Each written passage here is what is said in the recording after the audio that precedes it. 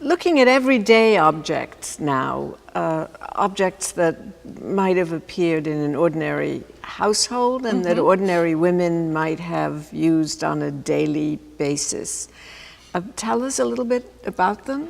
It's hard to know where these, we don't know the history of where these were actually used, what kind of household, or whether they were used, for instance, in a tavern.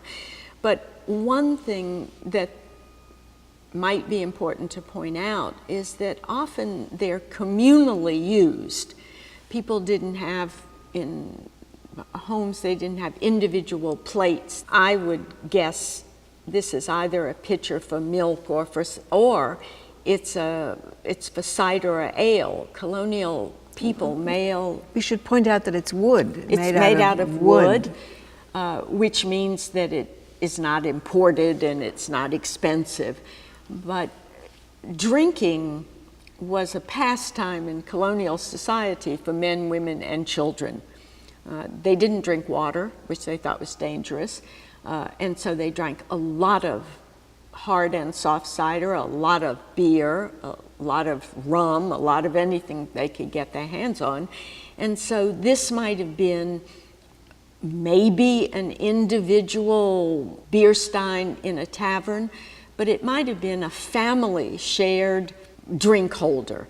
But it's definitely not something that an elegant household would have, nor is this, which would be used to hold porridge or a vegetable, maybe a soft corn pone or something that the family would eat. This is also an everyday item that probably most families could afford. So because it was easily washed and wasn't breakable, right, you could fill it up again and again and again, and then pass it around, and each person with their own spoon might. And children couldn't destroy it. Right. I mean, that would be mothers today. If a glass is knocked over or if a plate is broken, they have more, or they can go buy more. But I think that something that's durable like this was very valuable in a household where people were in a hurry to eat, where table manners were not refined. And I'm thinking that a lot of households run by widowed women would also have accommodated occasional passing strangers or... Well, one of the most common occupations for a widow was tavern keeper, because they could then simply enlarge their household chores to accommodating several adults instead of one or two. And so across the colonies, tavern keepers were often women. I do want to point out, however, and this is for people who study pottery through the ages, something that is often pointed out. This is decorative. This is for beauty.